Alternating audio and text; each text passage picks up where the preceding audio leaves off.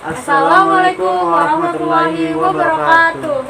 Halo teman-teman semua, kembali lagi bersama saya Asya Renita dan Andrian Kaspari. ya, kali ini selamat datang di Kita Podcast. Kembali lagi bersama kami. Kali ini kita kedatangan bintang tamu yang spesial banget nih. Nah, sebelum itu biarkan mereka berkenalan sama kalian semua ya. Ya, saya Nisa Dwi Wahidi. Saya Priani, Saya Ani Suryani. saya Anissa Yunita, saya Anissa Fakira Mulya. Nah, jadi begini teman-teman, kali ini kita akan membahas podcast tentang etika bisnis Islam. Nah, sebetulnya pasti kalian yang di rumah pasti ada yang udah tahu dan belum tahu nih apa sih itu etika bisnis Islam. Nah, etika bisnis Islam itu sendiri adalah hal yang penting untuk suatu bisnis profesional yang baru memulai maupun yang sudah memulai.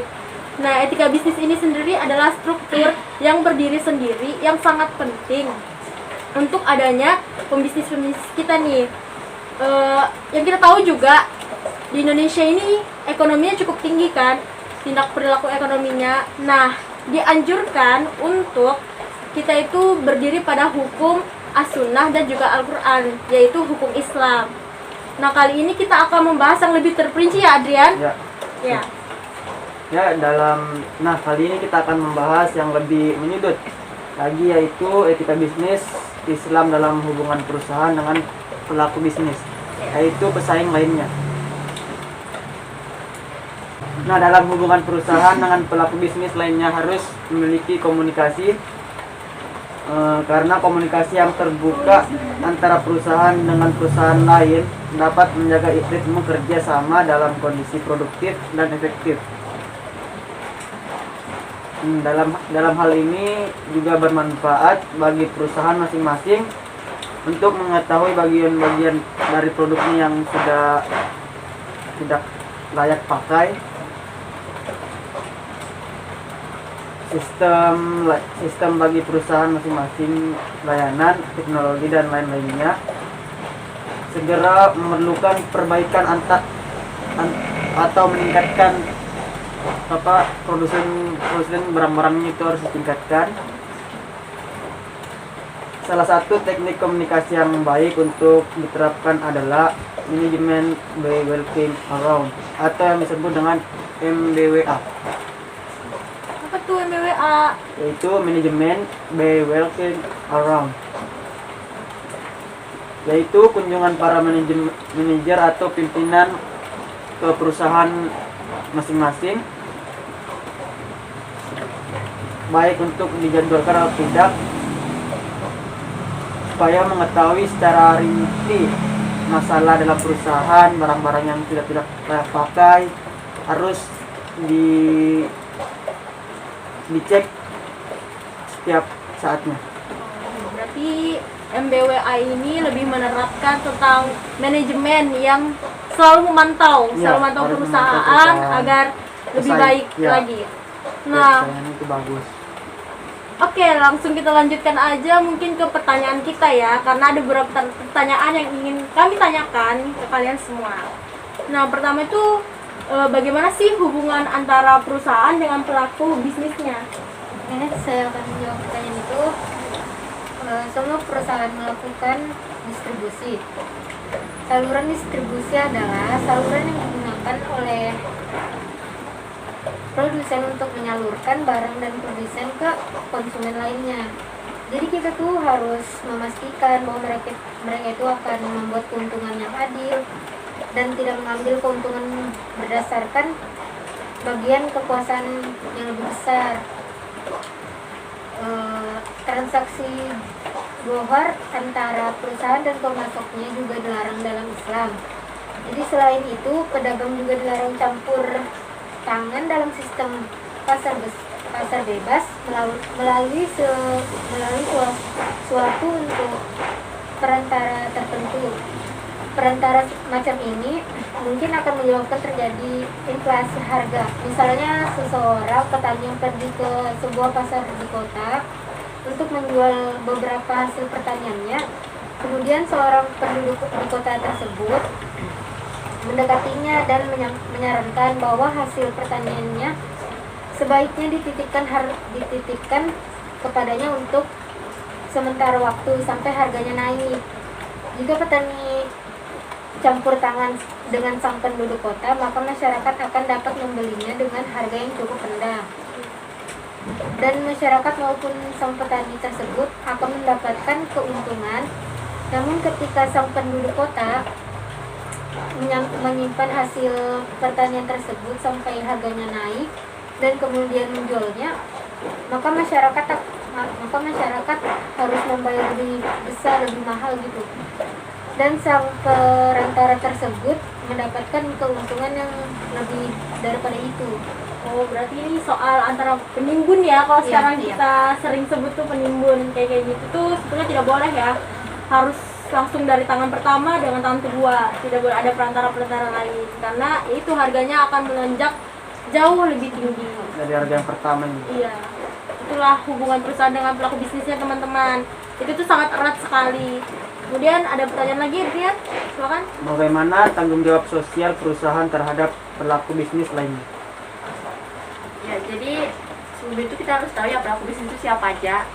Pelaku bisnis ini ada si pengusaha, user atau pengguna atau konsumen, dan investor. Sama satu lagi itu si partner bisnis, vendor atau sellernya. Nah, tanggung jawab sosial perusahaan ini atau corporate social responsibility adalah konsep manajemen di mana perusahaan mengintegrasikan masalah sosial dan lingkungan dalam operasi bisnis mereka dan dengan pemangku kepentingan mereka. Jadi yang pertama kan entrepreneur, pengusaha. Nah, pengusaha ini orang yang paling vital dalam sebuah bisnis. Dialah orang yang berhak menentukan segala sesuatu, bagaimana jalannya bisnisnya kan karena dia yang punya. Tentu saja tanggung jawab yang dia pegang ini tidak mudah dong. Karena keberjalanan bisnis akan sangat bergantung pada kemampuannya si pengusaha tersebut. Dalam konteks bisnis kecil misalnya, seorang pebisnis harus memastikan uang bisa berputar dengan baik, serta menjalin hubungan baik dengan investor, konsumen, serta bisnis perusahaan. Nah, dalam pengusaha ini kan misalnya kayak perusahaan, pasti ada karyawan. Jadi, bagaimana tanggung jawab sosial si perusahaan ini kepada karyawannya? Itu ibarat dalam sebuah keluarga. Supaya hubungan keluarga dapat dijalankan dengan baik, maka keharmonisan dalam rumah tangga perusahaan ini harus benar-benar dijaga. Nah, oleh karena itu, pihak perusahaan haruslah memperlakukan karyawannya ini dengan baik, supaya karyawan ini juga nyaman pas kerja di tempat kerja di perusahaan tersebut ya kan. Misalnya memberikan gaji yang sesuai dengan kerja mereka, memberikan asuransi kesehatan sama tunjangan lainnya ke pegawainya, memberikan kenaikan gaji sesuai sama laju inflasi di negara tersebut. Kemudian kepada konsumen. Oke, lanjut. Bagaimana tanggung jawab sosial perusahaan terhadap pelaku bisnis lainnya? Jadi kita harus tahu dulu ya siapa itu pelaku usaha. Nah, pelaku usaha ini ada si entrepreneur atau pengusaha, konsumen, sama vendor itu tuh partner bisnis atau bisa juga seller, dan investor. Tanggung jawab sosial perusahaan atau corporate social responsibility adalah konsep manajemen di mana perusahaan mengintegrasikan masalah sosial dan lingkungan dalam operasi bisnis mereka dan interaksi dengan pemangku kepentingan mereka. Jadi yang pertama tadi kan pengusaha. Pengusaha ini tuh orang yang paling vital dalam sebuah bisnis. Dialah orang yang berhak menentukan segala sesuatu yang terjadi dalam bisnis yang ia jalankan. Tentu saja tanggung jawab yang dia pegang ini pasti nggak mudah ya kan, karena dia sebenarnya kayak kepala siap pemegang sudah. Tanggung jawab. Ya, besar tanggung jawabnya. Misal dalam konteks bisnis kecil, seorang pebisnis harus memastikan uang bisa berputar dengan baik dan juga para pegawai terpenuhi hak-haknya. Nah, dari sini, dari pegawai tersebut pasti perusahaan memberikan tanggung jawab sosialnya. Misalnya, dia memberikan gaji yang sesuai dengan jam kerja yang dihabiskan pegawai, memberikan asuransi kesehatan, serta memberikan macam tunjangan kepada pegawai, dan juga memberikan kenaikan gaji, misalnya kayak ada lembur gitu kan, dan juga menyesuaikan dengan laju inflasi di negara tersebut.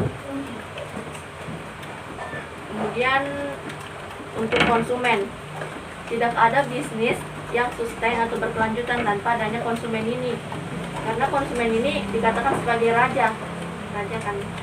Nah, adanya konsumen akan memastikan bahwa bisnis Anda dibutuhkan oleh orang lain. Seperti sekarang ini, berpikir tentang konsumen, mengingat persaingan bisnis yang semakin ketat.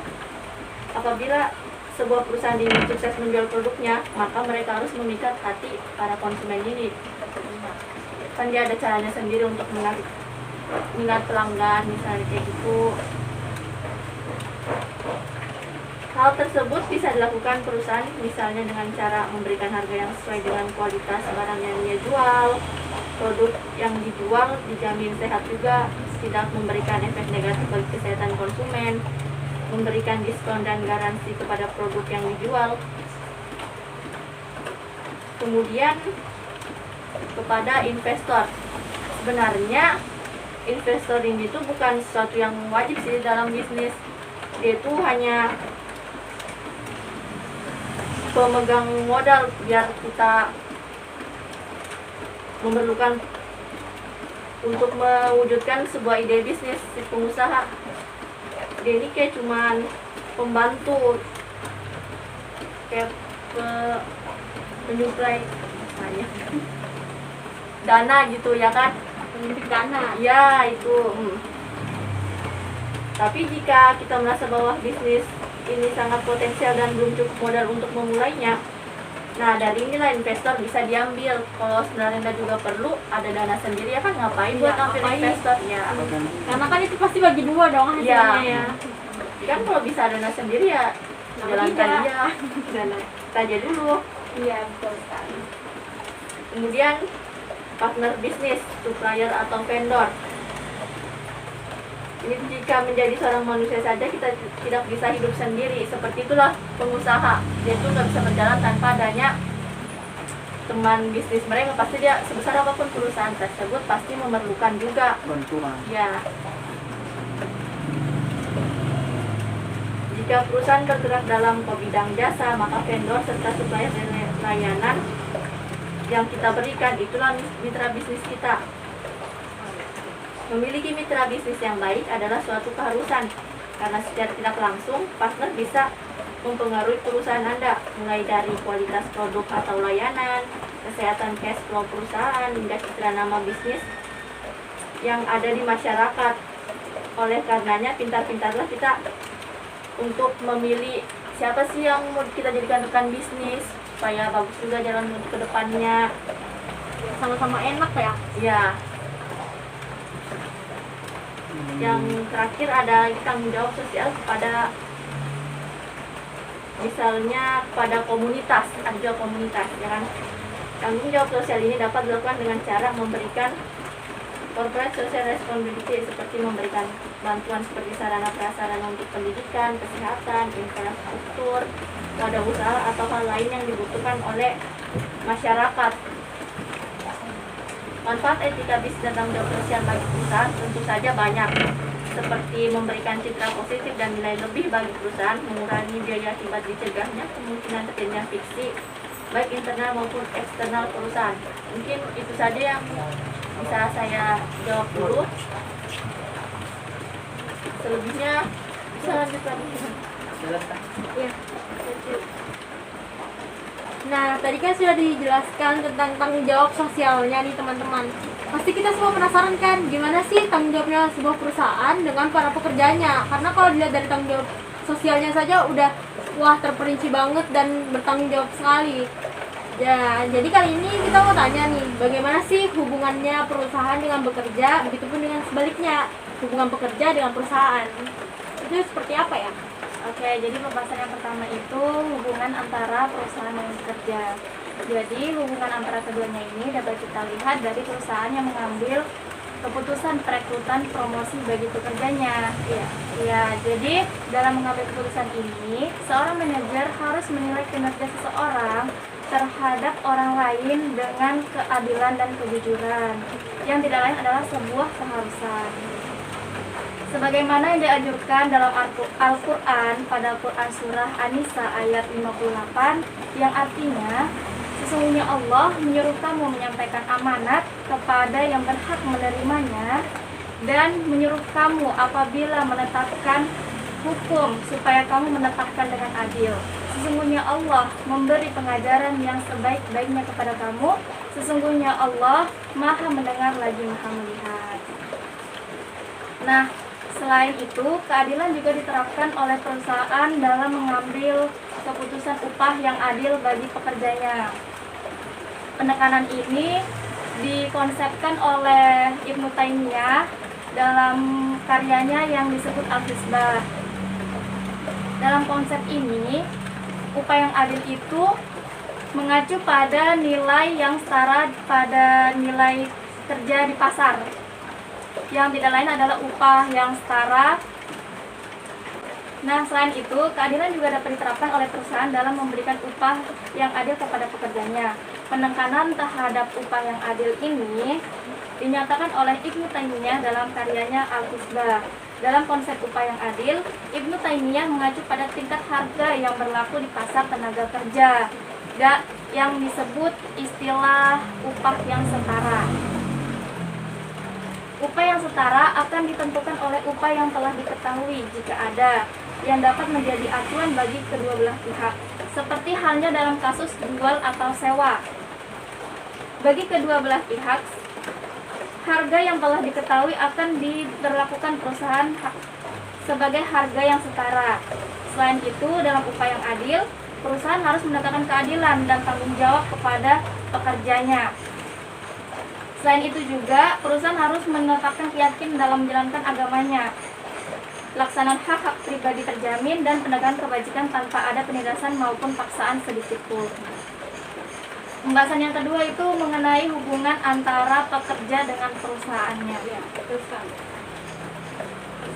Hubungan antara keduanya ini dapat kita lihat dari persoalan etis yang mewarnai dari 3 persoalan.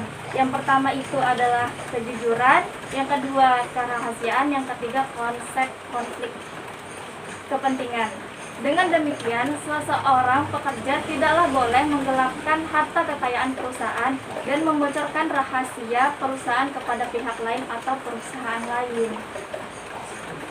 Hal ini tercermin dalam Quran Surah Al-A'raf ayat 33 yang artinya, katakanlah, Tuhanku hanya mengharamkan perbuatan yang keji, baik yang nampak ataupun yang tidak.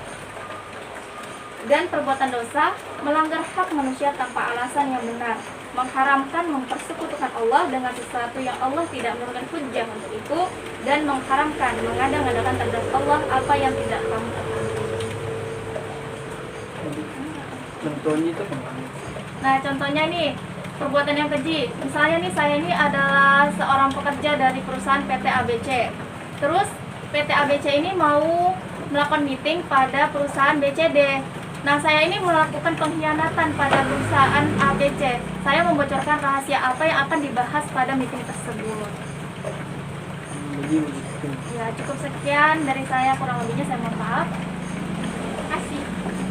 Nah, jadi begitulah yang dijelaskan bagaimana perusahaan bertanggung jawab dengan bawahannya, begitupun para pekerja-pekerjanya yang bertanggung jawab kepada perusahaan. Selanjutnya kita ke pertanyaan berikutnya. Karena kita ini sudah membahas banyak sekali dari etika bisnis ini dan dari hubungan perusahaan ini kan. Nah, kita kulik nih, apa aja sih manfaat dari persaingan bisnis ini sendiri? Jadi persaingan bisnis atau persaingan usaha menurut hukum ekonomi Islam itu sebenarnya kompetisi yang diperbolehkan, asalkan dilakukan secara sehat. Apabila persaingan itu sudah bersifat monopolistik dalam rangka mengambil keuntungan, sudah jelas pasti hukum ekonomi Islam melarangnya kan. Nah, kenapa sih sampai terjadi monopoli? Karena persaingan itu sudah tidak sehat. Jadi pada saat menjalankan kegiatan produksinya atau pemasaran atau saat pemasaran barang dan jasanya, itu dia dilakukan dengan cara tidak jujur atau melawan hukum atau menghambat persaingan usaha. Jadi hukum Islam dalam etika berbisnis itu poin pentingnya adalah suatu bisnis itu harus berjalan saling menguntungkan Antara pesan satu dengan yang lain Iya. ya tentunya. Nah, manfaatnya persaingan itu sebenarnya tergantung dari masing-masing pelaku usaha.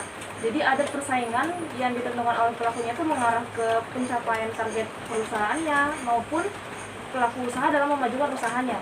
Ada juga persaingan yang memang dia dibentuk untuk saling memberi manfaat ke sekitarnya. Itu juga bisa jadi salah satu target tertentu oleh pelaku usaha.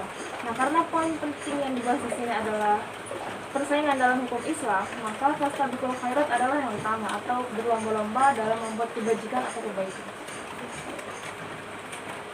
Ya, setelah kan sudah semua dijelaskan itu dan manfaat, hubungan. Nah, ini pertanyaan yang terakhir, yaitu kenapa harus ada etika bisnis Islam di dalam hubungan perusahaan dengan pesaing usaha? Kalau menurut saya sendiri, kenapa harus ada etika bisnis Islam di dalam hubungan pesaing usaha dan perusahaan? Karena etika bisnis Islam dalam hubungan perusahaan dengan pesaing usaha itu kayak semacam fondasi buat ngebingkai sama menciptakan kerja yang memang baik, dan juga aktivitasnya tidak menzolimi berbagai pihak dalam perusahaan itu sendiri maupun sesama pesaing yang lainnya, dan juga memberikan dampak dan hasil yang positif bagi semua pihak. Karena dengan etika bisnis Islam juga bisa lebih berhati-hati dalam menjalankan suatu tindakan agar supaya tidak melebihi batas duniawi. Nah, iya, jadi begitulah teman-teman jawaban dari tamu undangan kita kali ini, yaitu membahas tentang etika bisnis Islam di dalam hubungan perusahaan dengan pesaingnya. Nah, udah dengarkan semua jawabannya. Jadi etika bisnis Islam dalam perusahaan itu sangat penting dan sangat baik digunakan karena memang hukumnya dilihat dari Al-Quran dan juga As-Sunnah, yang mana membawa kebaikan di antara dua perusahaan, dalam perusahaan dan juga para pesaingnya. Selain itu juga etika bisnis dalam Islam ini juga membuat para pekerjanya itu diberi pesangon dengan sangat amat baik, karena itu lagi hukumnya dilihat dari Al-Quran dan juga As-Sunnah. Ada lagi yang ditambahkan, Adrian? Jangan lah, soalnya sudah sangat jelas tentang masalah etika bisnis ini kan. Ya, mungkin kita tutup aja sih, Bang. Ya, jadi kita tutup podcast kita kali ini. Assalamualaikum warahmatullahi wabarakatuh. Waalaikumsalam. Ya.